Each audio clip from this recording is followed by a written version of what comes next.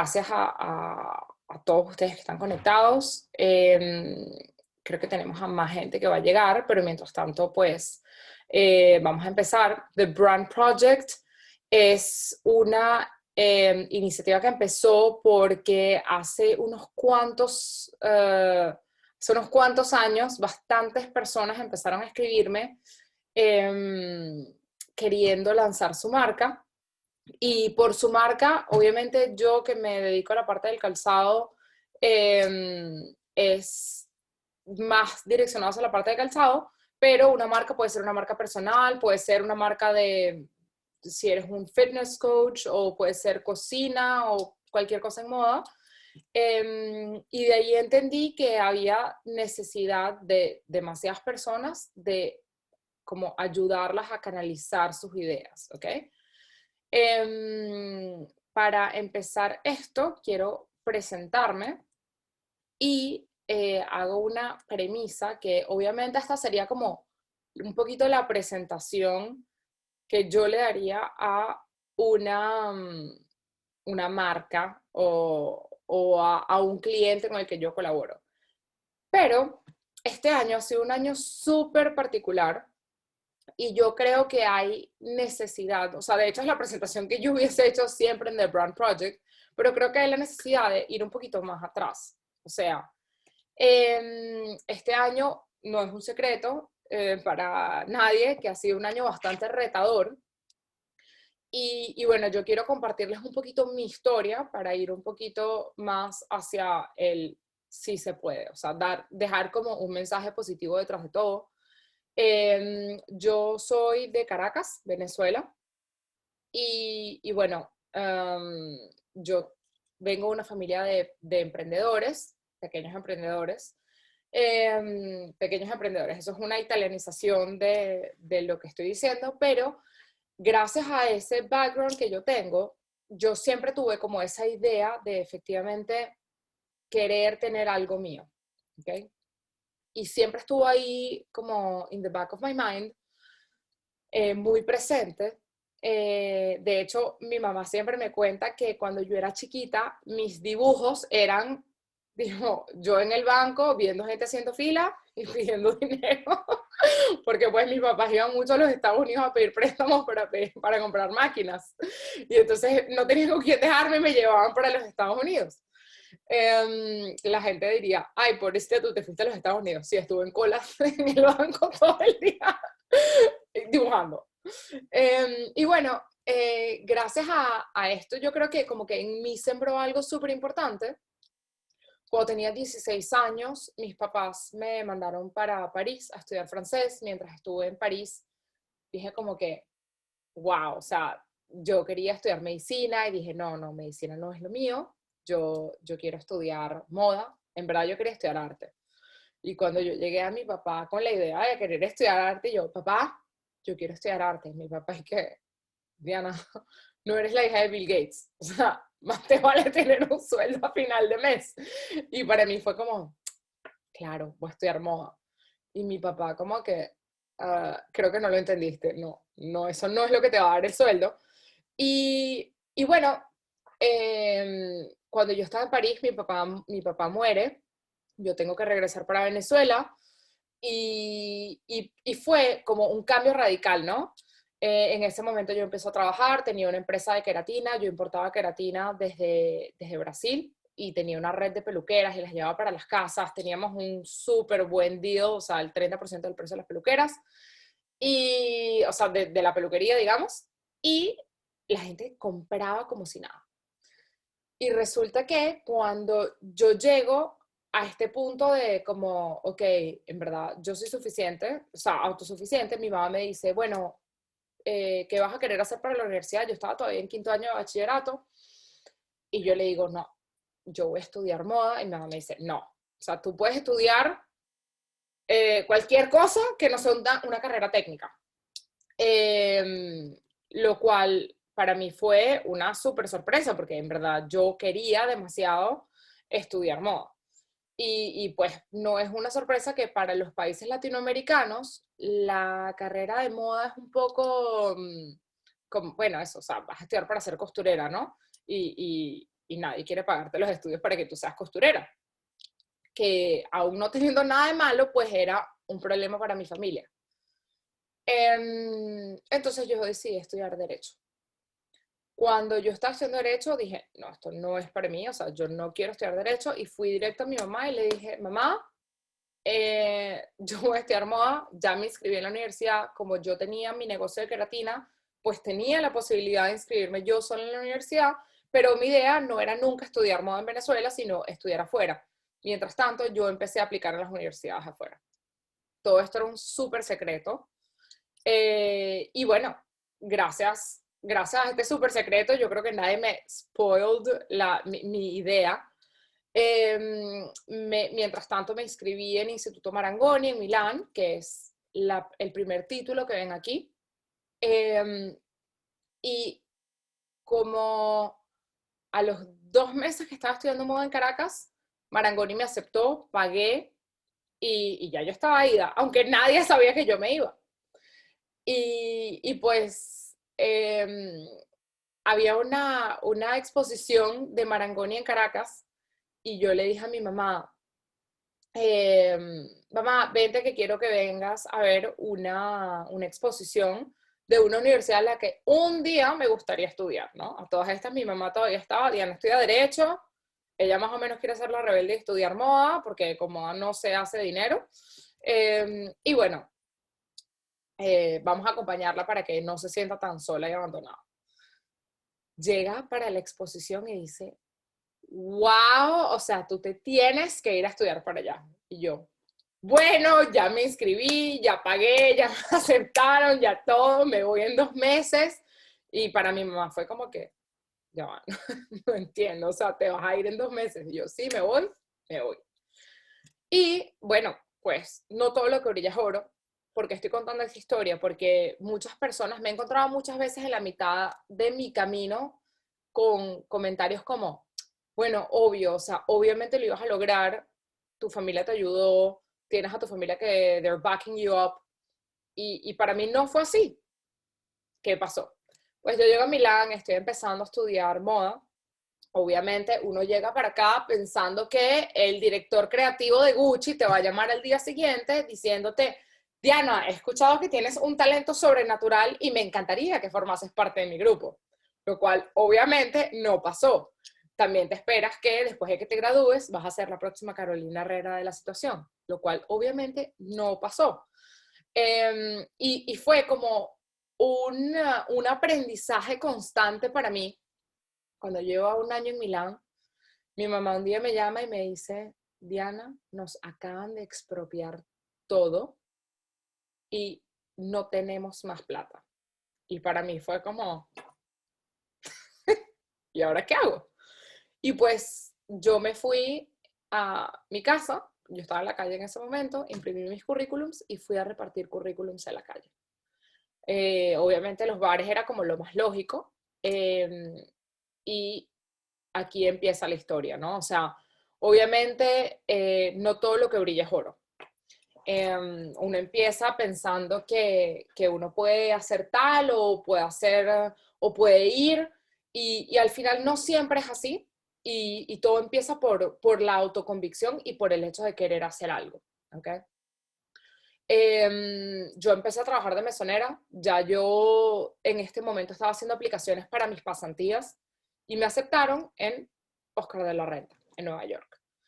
Llamo a mi mamá súper emocionada, mamá, yo me voy para Nueva York, tengo una pasantía, y mi mamá me dice, Diana, tú no has entendido, o sea, no tenemos dinero, no te puedo mandar para ningún lado.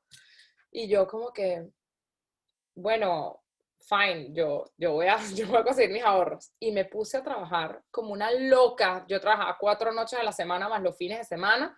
Y en todo esto yo todavía necesitaba estudiar. De hecho, mis notas de fin de año no fueron muy buenas. Pero bueno, mi propósito era llegar a Nueva York y hacer mi pasantía. Yo me fui a Nueva York, tenía 900 euros en el bolsillo, que para quien ha estado en Nueva York sabe que no es nada.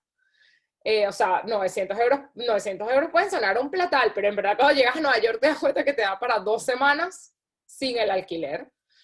Y bueno, Eso es una historia para otro día. La cuestión es que yo con mis 900 euros el primer día que llegué conseguí un trabajo de mesonera.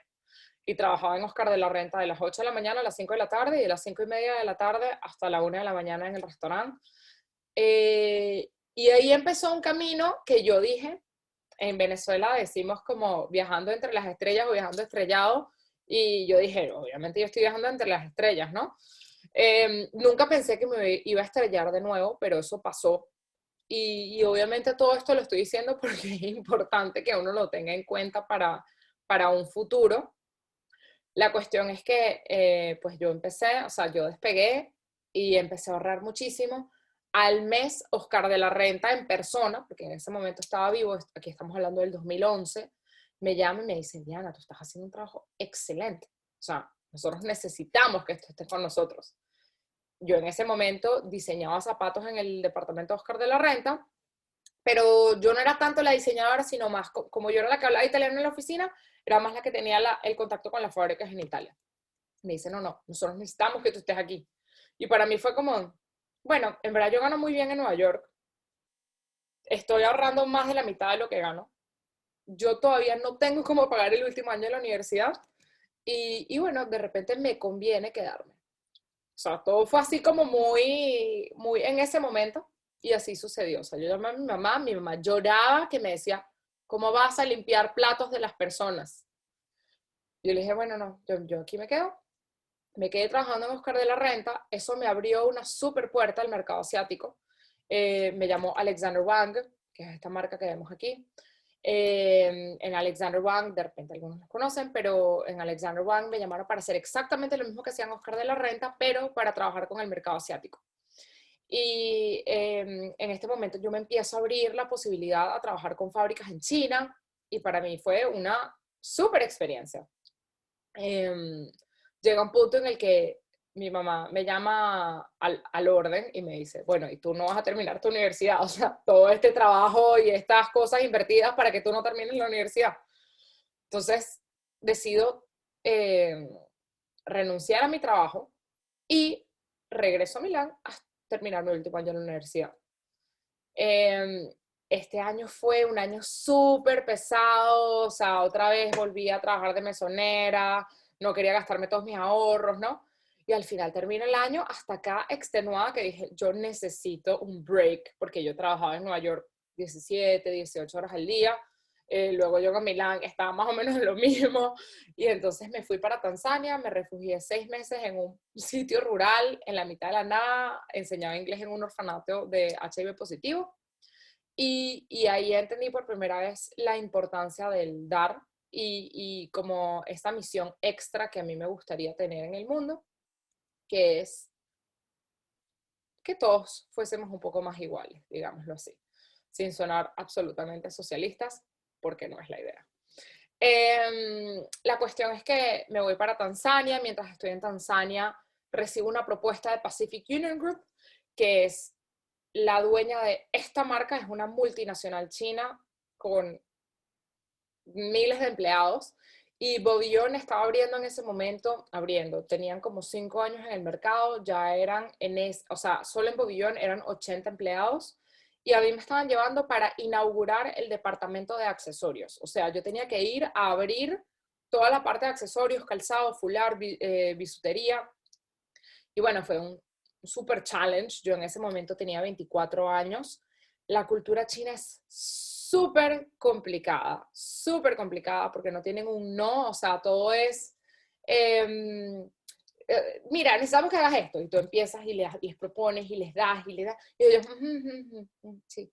Y después de 6 meses que llevas trabajando en el proyecto, no, pero en verdad no nos gusta, y tú, no entiendo, no, nunca nos ha gustado, porque ellos no tienen un no, y es súper complicado, además la mujer es como la cosa más por debajo del universo entero, o sea, se vuelve súper complicado de verdad, y bueno, obviamente eso eran encontronazos con el CEO y yo cayéndonos a golpes en chino. El chino es la cosa más precaria del universo entero, pero bueno, ahí vamos. Y bueno, yo pasé 2 años en Bobillón, viviendo en Shanghai, logramos hacer 3 colecciones juntos, fue una súper experiencia, lo que yo hubiese dicho mi mejor universidad, hasta que un día, viniendo de familia de emprendedores, decidí regresar a Milán a abrir mi propia marca de zapatos, Aleteia.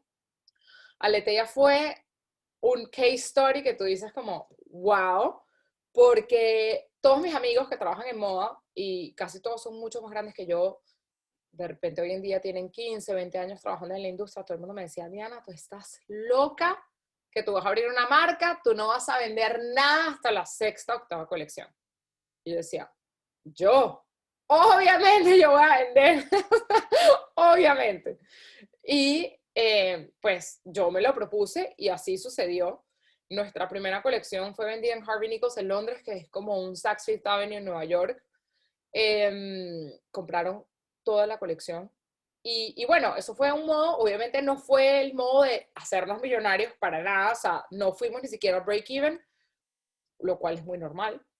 Pero fue un modo para despegar que nos dio mucha fuerza. Nos dio, en ese momento éramos yo y mi exnovio, él trabajaba en la parte de finanzas y yo trabajaba pues en la parte de diseño y producción. Y bueno, pero gracias a que Harvey Nichols nos compró, nosotros llegamos a la segunda colección, que teníamos un showroom en China que nos tocaba la puerta diciéndonos, por favor, necesitamos venderlos. Y gracias a eso tuvimos 5 tiendas en China. Además, un acelerador de talentos nos agarró y teníamos una tienda en Seúl, una tienda en Sochi, Rusia, una tienda en Londres, más Harvey Nichols en Londres, más una tienda en Milán. O sea, fue un despegue muy, muy rápido. Obviamente, no todo lo que brilla es oro, y volvemos, yo creo que esta es la frase de esta sesión. Pues en un momento, obviamente, tuvimos un problema gigantesco en producción y además mi business partner y yo teníamos 2 vistas completamente distintas de dónde queríamos ir, lo cual era obviamente un problema, porque eso significa que él quería una cosa tipo Converse Crocs y yo quería la cosa más de nicho del universo entero, y terminamos cayéndonos a ollas en la cabeza. Fue muy grave. Mientras yo tenía Leteia, empecé a hacer consultoría y para mí fue un no-brainer. Fue como que, ya, yo voy a dejar esto, o sea, no me importa, pero yo me quedo con algo que sea mío. Y así decidí empezar Diana Yanes Design Consulting, que es lo que vemos aquí. Diana Yanes Design Consulting empezó en un modo muy orgánico en el 2017. Empezó como un trabajo de freelancer, así súper tranquilo. Yo después de Aleteia dije, yo no quiero más nada con una empresa, toda la burocracia, los impuestos, no sé qué, eso era demasiado problema. Y en cambio, la parte fiscal más cómoda era como ser freelancer. Entonces me pasé como 1 año y medio escalando en las montañas, trabajando, y al final me di cuenta que yo tenía un tesoro en las manos. Me di cuenta que tenía un tesoro en las manos porque muchas marcas nos llamaban, entre ellas Philipp Plein, Santoni, Hogan, Lafille. O sea, bueno, aquí les estoy poniendo algunos de los nombres. Más o menos tengamos en cuenta que son 20 colecciones al año que yo diseño. Y yo dije, berro, o sea, si yo puedo hacer todo este trabajo yo sola, en verdad yo puedo escalar. Yo necesito mucha más ayuda, yo no puedo hacer todo. Y a un cierto punto dije, bueno, déjame contratar una agencia de comunicación. Después me di cuenta que en la agencia de comunicación no daba mucho, y decidí hacer un equipo. Hoy en día somos 5 personas que estamos trabajando fijas, o sea, tiempo completo. Y tenemos 10 colaboradores externos para los proyectos extras que podemos necesitar. ¿Qué hacemos? Nosotros hacemos diseño e innovación en la industria del calzado. Entonces, búsqueda de tendencia, diseño, branding, toda la parte de búsqueda de materiales. Tenemos 4 fábricas afiliadas aquí en Italia. Todavía no tenemos ninguna firmada en el extranjero y creo que no es el momento, pero bueno, ha sido un increciendo muy, muy, muy loco, y pues decidimos empezar los talleres que hoy en día tenemos de Brand Project corriendo al 100%, justamente porque vimos la necesidad de tantas personas nuevas en la industria que quieren empezar y que deberían, o sea, que tienen que poder arriesgarse, pero que no tienen cómo hacerlo. Tenemos otros talleres que son de sostenibilidad y de proceso creativo, pero bueno, hoy estamos aquí por The Brand Project y justamente hablando de The Brand Project, yo les traigo aquí mi primer consejo, que es en el negocio, como en la vida, el aprendizaje no es un destino, es un recorrido, ¿ok? Y justamente por eso toda esa historia, todo ese papiro que yo les acabo de lanzar es justamente para hacerles entender. Yo sé que ha sido un año súper challenging y de demasiados procesos, pero yo sé que quien quiere puede y no es necesario tener un año bueno. O sea, cualquier año es bueno para empezar, ¿ok? Y dicho esto, yo creo que podemos empezar a entrar en materia y el por qué estamos aquí. Nosotros estamos aquí porque de repente queremos emprender. Algunos no queremos emprender porque queremos emprender, sino porque perdimos el trabajo durante el 2020 y necesitamos hacerlo. Porque tenemos ideas y no sabemos cómo organizarlas.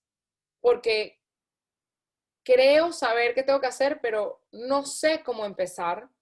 Y puede ser porque mi familia tiene un negocio y no sé cómo ayudarlos, ¿ok? De cualquier modo, cualquier motivo es válido, ¿ok? Lo más importante es que nosotros estamos aquí porque tenemos ganas de ser mejores profesionales. Y esa es la parte más importante, ¿no? Querer ser siempre más competentes y más exitosos. Para empezar, como les dije, pues The Brand Project es un taller en el que hacemos todo el plan de negocios. Y yo creo que para la gente un poquito más creativa o menos estructurada es un poco difícil entender cuál es la importancia del plan de negocios, pero aquí se las dejo. El plan de negocios es importante porque nos ayuda a asegurar eficacia de los recursos. ¿Ok? ¿Qué son los recursos? Nosotros tenemos dos principales recursos, los financieros y el tiempo. No hay nada que sea infinito en este mundo y eso es algo que me pasa muy a menudo. Me llegan muchas personas jóvenes diciendo, para mí el dinero no es un problema. Y seguramente es un problema en el sentido de que seguramente ellos no quieren decir eso, pero, pero yo aquí les quiero decir que el dinero siempre es un problema. Y les pongo un ejemplo sencillo. Michael Jackson se murió sin dinero, sin cash. Y no es porque no tenía dinero, sino porque no lo supo usar, lo malgastó. Él terminó con su casa gigantesca y con todas sus propiedades, pero de efectivo tenía cero. Entonces, el dinero siempre es un problema. El dinero es un recurso muy finito, así como lo es el tiempo. Y para eso el plan de negocio nos ayuda. Nos ayuda a obtener financiamientos, que pueden ser públicos, de bancos, inversionistas, ¿ok?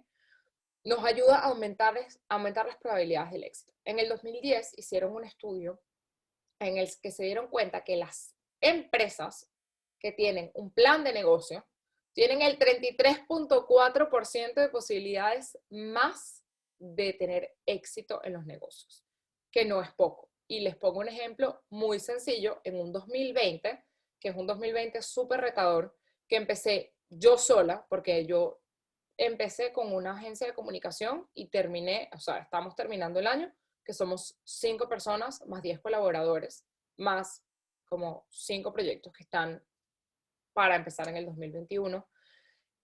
Nosotros tenemos un extra, o sea, entre el 20 y el 30% de crecimiento este año. Y eso es porque tenemos un plan de negocios, no es de gratis. Y nos ayuda también a reconocer el éxito una vez que lo alcancemos.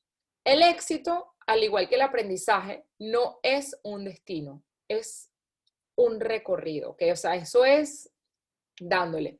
Pero nos ayuda a establecer fases. Fase 1 esta, fase 2 esta, fase 3 esta. Y nos ayuda a entender cómo vamos en nuestro plan de marcha. Súper importante. Y aquí les dejo o sea, les voy a leer lo que está escrito al final. Para convertir tu idea en una empresa exitosa, lo primero que debes desarrollar es tu propia propuesta de valor. De acuerdo con Osterwalder y Pineur, en el 2010, la propuesta de valor te ayuda a comprender cómo estás satisfaciendo los problemas y necesidades de tus clientes. Resumido, cómo creo y transmito valor. ¿Ok? Aquí tenemos qué es la estructura de un plan de negocios. Un plan de negocios puede ser lo más largo y fastidioso que queremos, o sea, que querramos tener, ¿ok? Pero nosotros lo hicimos lo más ameno posible, porque yo también soy un alma creativa y yo entiendo lo fastidioso que es hacer un plan de negocio. Con el tiempo me ha gustado, con el tiempo he aprendido a hacerlo, con el tiempo lo he hecho ameno, he entendido además cómo hacer que sea ameno para mí, pero entiendo que mi plan de negocios Aleteia, que era hecho junto con una persona de finanzas, tenía 80 páginas y para mí era infinito. En cambio, nosotros lo que hicimos fue reducirlo para que sea algo funcional para las personas que lo hacen, que no tienen un background en finanzas. Entonces, ¿qué vemos? Vemos el propósito, el análisis de mercado, el análisis competitivo, la parte de marketing y finanzas. Y aquí vamos a desglosarlo un poquito. ¿Qué es el propósito? Nosotros en el propósito, digamos que las tres cosas básicas son visión, misión y propuesta de valor. Hay muchas otras cosas, pero ¿qué es la visión? ¿Para dónde voy? ¿No? La visión obviamente es una visión general, pero mi visión va desglosada. Mi visión va en dónde voy a estar en 6 meses, en 2 años, en 5 años, en 10 años. De repente, para quien está empezando hoy, ver en dónde va a estar en 10 años es imposible. Pero de repente no trabajamos en 10, trabajamos en 5 años. No porque en 5 años las cosas no vayan a cambiar, las cosas van a cambiar y los negocios son un recorrido. Pero nosotros tenemos que tener una visión, tenemos que saber dónde queremos ir. Porque si no, nosotros lanzamos un negocio y se queda todo en vano. La misión, ¿qué quiero lograr con mi negocio? Eso suena a una cosa muy banal, pero no lo es. O sea, el qué quiero lograr con mi negocio no es, yo quiero vender. Bueno, obviamente todos queremos vender, ¿no? Pero yo quiero, por ejemplo, que Diana Yanes Design Consulting sea la consultoría en el mundo más conocida para la parte de diseño e innovación de calzado. Nosotros somos súper especializados en la sostenibilidad. O sea, mi sueño es, mi misión es que las compañías lleguen a mí y me digan, mira, nosotros necesitamos tener un calzado sostenible. ¿Cómo lo hacemos? O sea, que la gente llegue con una necesidad efectiva y diciendo, yo sé que tú lo sabes hacer. Entonces, mi misión es no solamente hacer eso, sino transmitir la necesidad de tener algo más sostenible. Y no solo la mía, es la de la gente que trabaja conmigo, porque si no, no pudiesen trabajar conmigo. Y la propuesta de valor, ¿qué me diferencia de la competencia? Eso yo creo que uno necesita un poquito de humildad para entender que uno no es la tapa del frasco, uno no tiene la última Coca-Cola del desierto en la mano. Todo lo que nosotros hacemos ya está.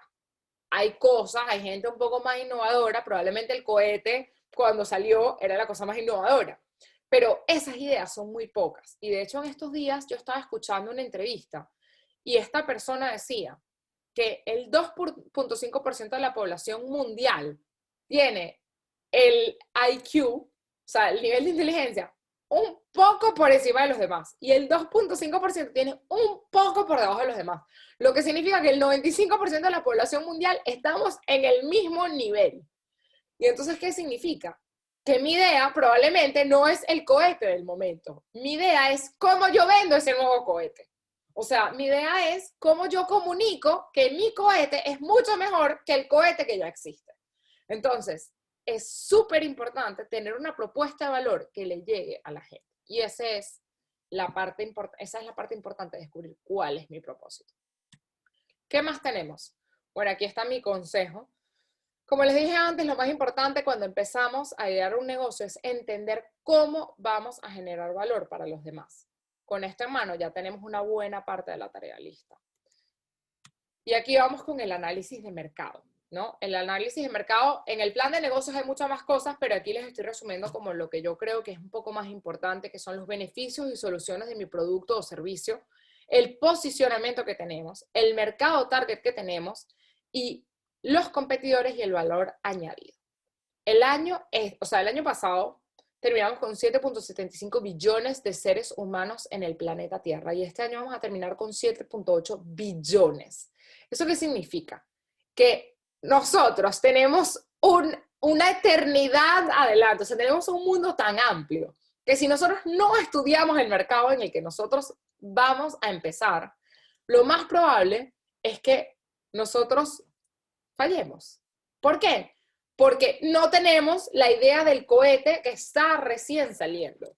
Eso es lo más difícil, o sea, probablemente no estamos, o si lo estamos, en ese 2.5% de la población más inteligente. Esa gente más inteligente generalmente tiene muchos problemas de comunicación. Necesitan de más gente como ese 95% de la población. Entonces, nosotros necesitamos entender qué hay en el mercado y qué es lo que necesita la gente. Porque si yo salgo otra marca de zapatos más, habiendo millones y millones de marcas de zapatos, probablemente, o sea, las probabilidades de éxito que yo tengo son muy bajas, muy, muy bajas, porque no soy la persona más famosa del mundo, no soy la persona que tiene más dinero en el mundo, no tengo el zapato más creativo del mundo, no tengo la idea más creativa del mundo. Entonces, ¿qué necesitamos? Un análisis de mercado, que es lo que nos ayuda a aterrizar nuestras ideas. O sea, no es más que eso, ¿ok? Y necesitamos también un análisis competitivo, que es nuestras fortalezas, las oportunidades que vemos en el mercado, nuestras debilidades y las amenazas que hay en el mercado, ¿ok? Y todo esto, aquí viene siempre el consejo, no crean que todo es así tan derrotador, más bien es súper alentador. Lo más importante de estos ejercicios es ponernos los pies en la tierra y entender que nuestra idea no es necesariamente la última Coca-Cola del desierto, pero sin embargo, un buen análisis de mercado y competitivo, o sea, con un buen análisis de mercado y competitivo, tengo las herramientas a la mano para potenciar mi idea y llevarla al siguiente nivel.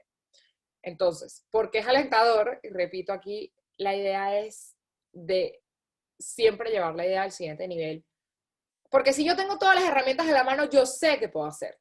Si en cambio yo no hago ese estudio, yo creo que ya yo llegué a lo máximo de mi idea. Pero mi idea nunca va a llegar a lo máximo. Mi idea siempre va a estar en mi itinerario, siempre va a tener un modo de mejorarse. Entonces, es súper importante hacer este análisis de mercado y el análisis competitivo. El análisis competitivo nos va a ayudar también a entender quiénes somos, por qué somos como somos, o sea, ya que somos así, qué ventajas tenemos, ¿no? Y voy a regresar de hecho a la slide anterior para explicarnos un poquito mejor, pero una fortaleza, ¿no? Una fortaleza interna. Entonces, ¿qué fortaleza puedo tener yo? Aquí les voy a dar ejemplos personales para explicarme mejor. Pero una fortaleza que yo tengo es que yo hablo muchos idiomas. Y entonces, hablando muchos idiomas, yo puedo comunicar con muchas naciones.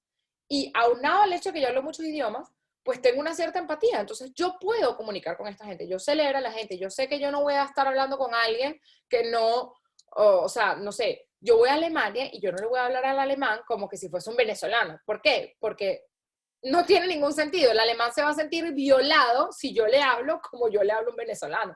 Que tú le pones la mano, ¿qué pasó, hermano? No, el alemán obviamente no quiere que lo toques y no quiere que lo llames hermano porque no entiende por qué lo estás llamando hermano. Entonces, eso es una fortaleza mía. Yo hablo muchos idiomas, tengo empatía y además tengo este conocimiento de los distintos mercados, porque he vivido en distintas partes del mundo, he tenido que interactuar con muchas culturas. Entonces, ¿cuál es la oportunidad? La oportunidad es que estamos en un mundo globalizado. Y eso es un súper asset. O sea, antes yo tenía que trabajar solo con Venezuela porque soy venezolana. Pero en cambio, ahorita que estamos en un mundo globalizado, entonces la oportunidad es que gracias a que yo hablo distintos idiomas y tengo esta empatía y entiendo de distintas culturas, eso es una oportunidad porque estamos en un mundo globalizado. ¿Ok? ¿Qué es una debilidad? Una debilidad puede ser, por ejemplo, insuficiencia de capital. Perfecto. Entonces, ¿cuál es la amenaza? Tener competidores que tengan liquidez. ¿Ok? Entonces, es súper importante saber, no es que la falta de capital es un problema. No, no lo tiene que ser. En el momento en el que yo sé que la falta de capital es un problema, yo ataco con una fortaleza. Si yo tengo empatía y yo soy fuerte en las redes sociales, entonces yo me voy a hacer más fuerte en las redes sociales porque eso lo que va a hacer es que cuando yo saque mi producto, yo no necesito tener capital, ya yo tengo la imagen. ¿Ok? Entonces, esto es más o menos como para explicarles un poquito mejor qué es el análisis competitivo y por qué es importante conocer qué es lo que tenemos y qué es lo que hay y qué es lo que la gente busca, ¿no? Porque al final nosotros no estamos, como dijimos al principio, nosotros buscamos generar valor para la sociedad. Bueno, por último. En verdad, como el tercer módulo, digamos, que nosotros vemos en este plan de negocios es la parte de marketing. Entonces sería la penúltima parte. La parte de marketing es la parte de comunicación, que no es la creación de contenido. La creación de contenido es una consecuencia de mi estrategia de comunicación. La estrategia de comunicación, nosotros tenemos que ver cómo vamos a combinar, o sea, cómo vamos a hablar, qué vamos a hablar. Bueno, vamos a hablar por página web, por newsletter, por redes sociales, qué redes sociales vamos a tener, vamos a sacar en Instagram, vamos a sacar Reels o no, vamos a hacer publicidad en línea, vamos a hacer telemarketing, en el telemarketing no solo vamos a llamarle, vamos a mandar WhatsApp, o sea, ¿cómo vamos a estructurar este plan de marketing de nosotros? ¿Qué vamos a hablar?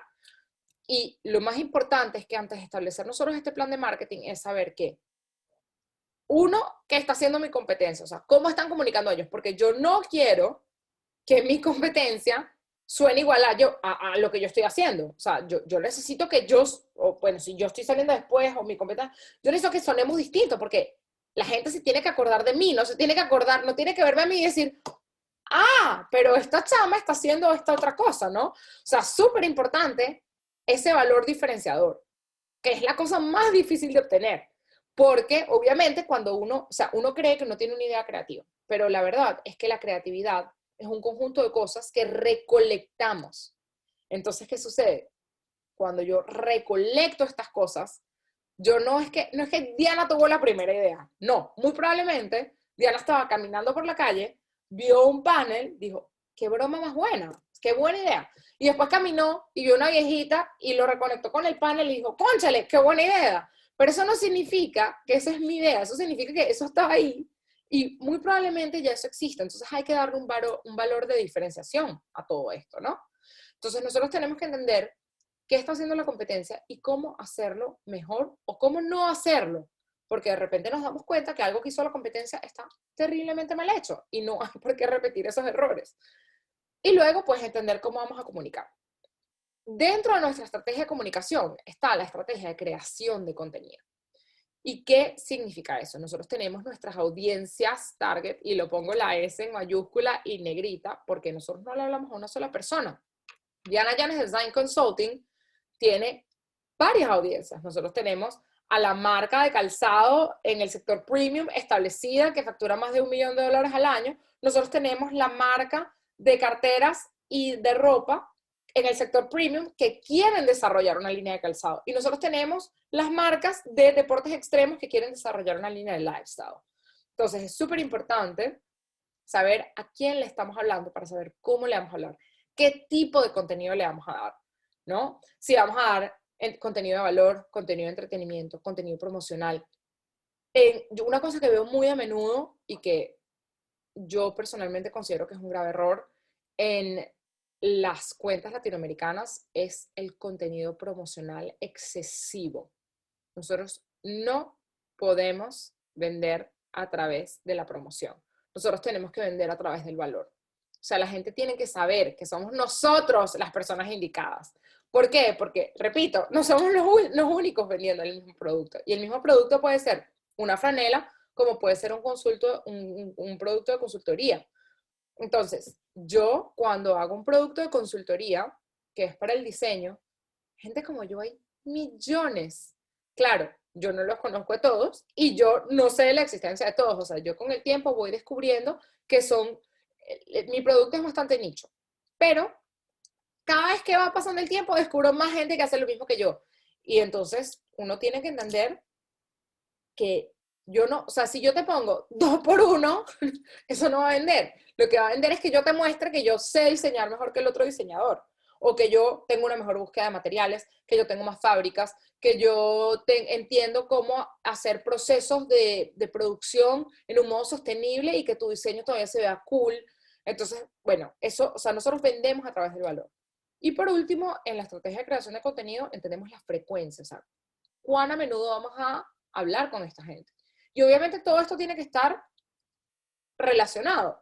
En nuestra estrategia de comunicación está el Instagram personal de Diana, el Instagram de la consultoría, la página web de la consultoría, los ads de Google, los ads de Facebook, tenemos las newsletters, Las newsletters tenemos distintos segmentos, en español y en inglés, para la parte de los workshops, para la parte de consultoría. En la parte de consultoría tenemos lo que son productores, lo que son proveedores, lo que son marcas, o sea, como que tenemos demasiado tipo de contenido y eso obviamente hay que filtrarlo, porque si no la gente se embota y no entiende a dónde ver.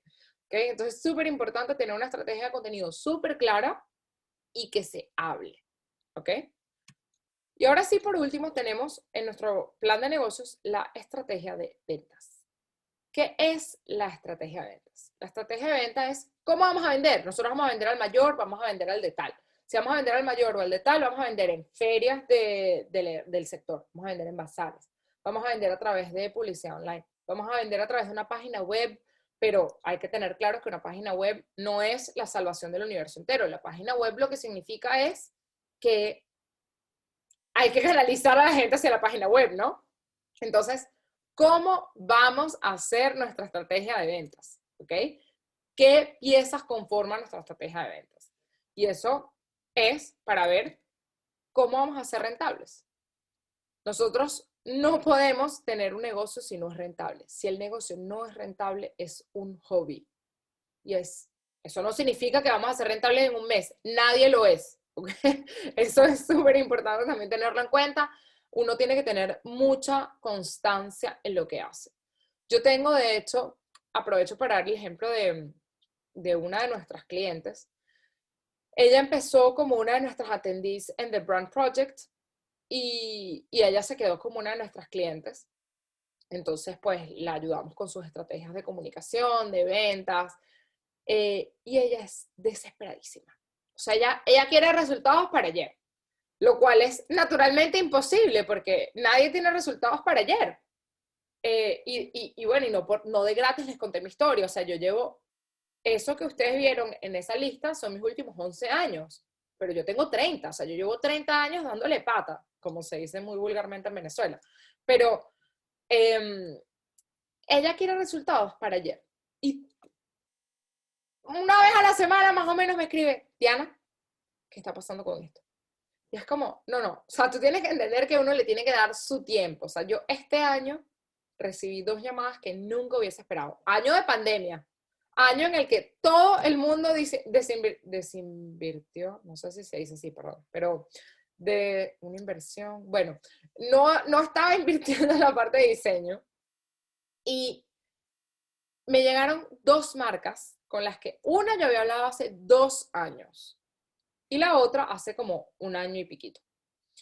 Y me llegaron diciendo, tú eres la persona que necesitamos. Y para mí fue como, ok, ¿por qué? Es que hemos estado viendo todas las newsletters que nos mandas y es que esto es lo que nosotros necesitamos. Y eso es la cuestión de, no es el resultado para ayer. Para ayer no existe. O sea, quien quiere tener un negocio tiene que esperar. Hay gente que tiene éxito un poquito más rápido, hay gente que tiene éxito un poquito después. El éxito lo vamos midiendo con el tiempo. Y eso no significa que no vamos a ser profitable ya en 2 años. No, la idea es ser profitables en 2 años. Pero quien hace un negocio sabe que son más o menos 2, 3 años el tiempo de break-even, a veces son 4. ¿Ok? Súper importante tenerlo en mente. Entonces, ¿cómo vamos a ser rentables? Eso es, digamos, como la parte más importante de un plan de negocios y que tenemos que tener en cuenta, pues, para que cualquiera de nuestros negocios tengan éxito. Y aquí les dejo mi último consejo. Ninguna idea que tengas será jamás posible si no crees en ti. Cree en ti, tienes muchas más capacidades y habilidades de las que crees, solo hay que despertarlas. Otros consejos, sé disciplinado, perseverante y humilde. No te encierres en una idea, tu idea siempre puede ser mejorada. Y esto lo voy a ampliar un poquito más porque me interesa y porque creo que es el mejor consejo que le puedo dar a la gente después de todos los golpes que yo me he dado en la industria y que seguramente me seguiré dando a pesar de ya tener un negocio profitable. Creer en ti es la cosa número 1. O sea, no importa las habilidades que uno tenga. Uno puede ser Einstein, pero si uno no cree en uno mismo, no hay modo de venderlo. Si yo estuviese al frente de una tarima, no importa si son no sé, si es una persona o si son 1000 personas, si yo me paro, bueno, yo soy Ana Llaves. Sí, bueno, yo hago negocio. La gente obviamente dice, pobrecita esta mujer, o sea, esta mujer lo que está triste, necesita un psicólogo, que también lo tengo, no crean que eso tiene algo de malo, pero uno tiene que creer en uno mismo, uno tiene que creer en su idea. Y muchas veces yo he cerrado negocios es porque yo creo en mí, y no es ni siquiera el newsletter, porque el newsletter es como la etapa mega después. Es que yo me siento en una mesa a hablar con alguien y alguien me dice, tú eres lo que yo estoy buscando. Y entonces eso es como primera presencia, ¿no? Entonces, cree en ti. Y ese creer en ti va a terminar en, yo necesito más gente para el equipo, yo voy a escribir una newsletter en esto, voy a escribir sobre este tema súper específico que la gente, que uno sabe que es un tema caliente, que eso va a reventar, y uno dice, no me importa, o sea, yo creo en lo que yo estoy haciendo y lo que yo estoy diciendo, o sea, yo creo que lo que yo estoy haciendo en verdad tiene un sentido. Entonces, creer en sí mismo es la cosa más importante. Luego, ser disciplinado. Ser disciplinado es, y aquí les puedo recomendar, bueno, hay varios libros al respecto, pero a mí me encanta Steven Pressfield, quien tenga Audible de Amazon, tiene, bueno, lo pueden ordenar si no hablan inglés, pero la guerra del arte, The War of Art, que no es The Art of War, ¿ok? La guerra del arte habla de la importancia de la disciplina en el arte. Y él dice varias cosas súper importantes y súper interesantes, ¿no? Como que a él la musa lo agarra mientras él está sentado trabajando. A él su musa llega de las 9 de la mañana a las 5 de la tarde de lunes a viernes. Y esos son temas tan importantes, ¿no? O sea, es normal que cuando uno trabaja solo, uno necesita a veces como un incentivo para levantarse y uno de repente dice, ay, pero es que yo no tengo trabajo, o no tengo nada importante y yo estoy cansado. No, yo me voy a parar y yo voy a hacer. Si yo un día estoy cansado, yo lo máximo que hago es pararme y trabajo hasta las 5 de la tarde, porque no tengo más ganas de trabajar, pero yo trabajé hasta las 5 de la tarde. Y si no, pues obviamente, como la mayoría de las personas con las que yo trabajo están en Caracas, estoy on call hasta las 12, 1 de la mañana. Entonces, digamos, si tengo muchas ganas de trabajar, trabajo hasta medianoche, 1. Y si no tengo ganas de trabajar porque estoy cansada, porque es humano, hay días que son horribles, pasas en la fábrica todo el día y estás hasta acá, y entonces te llamaron 5 clientes, mientras tanto en la fábrica hay 550 problemas de producción, no llegó la cosa, estás 3 semanas atrasado, está el coronavirus, no te han llegado las facturas, y tú dices, estoy agotado, lo que necesito es irme a dormir ya. Pues tú te levantas y tú te sientas en esa mesa hasta las 5 de la tarde. Eso no significa, o sea, porque es como si fuese un trabajo normal, ¿no? Es el único modo de efectivamente llevar tu negocio al siguiente nivel, la disciplina, la perseverancia. Muchas veces nos encontramos en el, yo tengo esta estrategia magistral que funciona, entonces yo te la recomiendo y entonces yo intento hacerla. Y a mí no me funciona. Pero, o de repente no es que no me funciona, después de una semana. ¿Por qué a ti te funciona y a mí no me está funcionando? Bueno, a ver, a mí no me funcionó en una semana. Yo llevo 2 años afinando esta estrategia. O sea, no creas que yo un día me levanté iluminada, Moisés, se abrieron las aguas y yo conduje todo el ejército a través de las aguas. No, eso no es lo que está pasando. Eso significa que yo llevo 2 años trabajando en una estrategia y que eso es lo que me ha funcionado. Y que me estoy dando cuenta que además, durante COVID de repente no funciona. O no durante COVID, de repente durante San Valentín no funciona, en Navidad no funciona. Esas son cosas que uno tiene que entender. Y eso no llega del día, o sea, del día a la noche. No. Eso tiene que ser años. Yo no puedo saber si en San Valentín algo funciona después de un San Valentín. Yo necesito 5 San Valentines para saber si una estrategia funciona.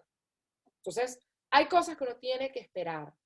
Y eso no significa darse contra el mismo muro una detrás de la otra vez. Eso significa que sea algo que efectivamente no funcionó, entender por qué no funcionó y cómo puede mejorar. Sea algo que funcionó, entender por qué funcionó, ¿no? O sea, no es que, y aquí les pongo un ejemplo bastante claro. Cuando yo lanzo una primera colección, ¿quiénes son mis primeros compradores? Las 3 Fs. Friends, Family and Fools. Entonces, cuando yo tengo mi primera colección y mis amigos, mi familia y los tontos me compraron, la segunda colección no va a ir igual. No va a ir igual. ¿Eso qué significa? Que si va mal, significa que yo, mi trabajo de comunicación y ventas, no lo hice bien porque mis amigos, mi familia y los tontos me van a comprar una sola vez si yo no hice mi tarea bien. La segunda vez me la van a comprar porque de verdad les gustó el producto, pero además yo tengo que vender más porque yo logré que otra gente que yo no conocía me comprara el producto. Entonces ahí va la perseverancia. Que, repito, eso no significa que seamos tontos y que nos demos contra el mismo muro. Significa entender qué es lo que funcionó y qué no funcionó y por qué funcionó y por qué no funcionó. ¿Ok? Y luego no te encierres en tu idea. No te encierres en tu idea. Una cosa bastante, bastante dura y ahí es donde va la humildad. Obviamente uno llega para Milán pensando que Carolina Herrera lo va a llamar y le va a decir, mujer, yo voy a trabajar para ti. Y que luego Alessandro De Michele, el Creative Director de Gucci, te va a llamar y te va a decir, Diana, yo escuché que tú tienes un talento sobrenatural y te necesitamos en el equipo. Pero la verdad es que eso no va a suceder. O sea, nosotros tenemos que tener mucha humildad para entender que nuestra idea siempre puede ser mejorada. Quien sea que seamos, quien sea que seamos. Y no por eso, o sea, aquí les voy a poner el ejemplo más cómico, no importa si les gusta o no les gusta como político, pero Greta, ¿no? La famosa niña de la sostenibilidad que empezó a los 16 años y ahorita tiene como 18 y la chama es un ídolo, ella intenta darle consejos a Trump, que serían muy útiles, serían de verdad muy útiles, de repente les hubiesen salvado su candidatura. Pero Trump no era lo suficientemente humilde para entender que Greta tenía razón. Trump, en cambio, tenía que hacer el ridículo y decir, el calentamiento global, si aquí hace demasiado frío, más bien necesitamos calor. Y uno dice, si este hombre hubiese sido ligeramente más humilde y hubiese entendido que sus ideas no son siempre las mejores, él hubiese vuelto a ganar la presidencia de los Estados Unidos. Entonces es muy importante entender eso. Y no es porque yo soy Diana, o porque tú eres tú, o porque el otro es Trump. Es que quien sea tiene problemas de ego. Hay gente que sabe manejarlo un poco mejor, hay gente que sabe un poco mejor, un poco menos, eso. Pero es súper importante tener en cuenta eso, que nuestra idea siempre puede ser mejorada. Es súper importante. ¿Preguntas hasta acá? ¿No? Yo los veo súper silenciosos, entonces, bueno, yo estoy esperando que ustedes me estén escuchando y que todo esté claro.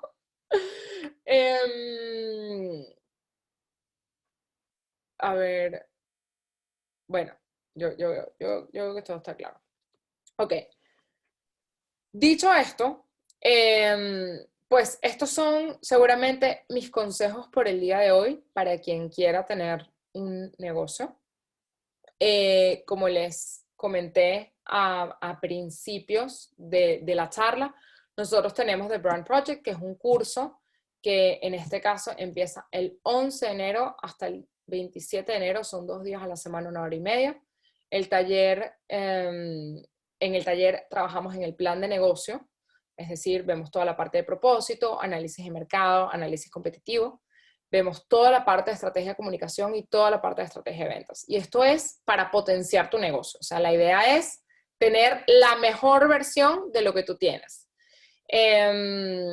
Si están interesados, pues obviamente para quien está aquí presente, tenemos el 25% de descuento, es decir, que de $59 quedan $44.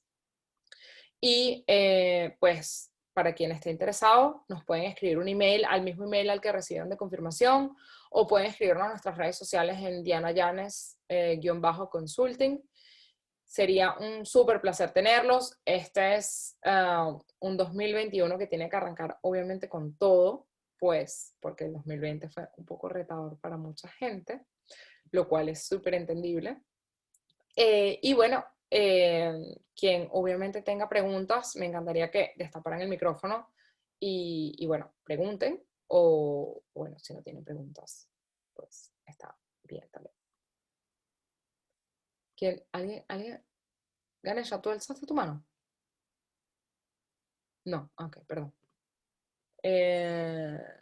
Bueno, gracias a ti, Miguel. Yo por cierto aquí vi que Dayanira dijo, hola, me llamo Dayi, mi nombre es Dayanira, en Panamá estoy por iniciar emprendimiento de diseño y producción de bolsos y accesorios.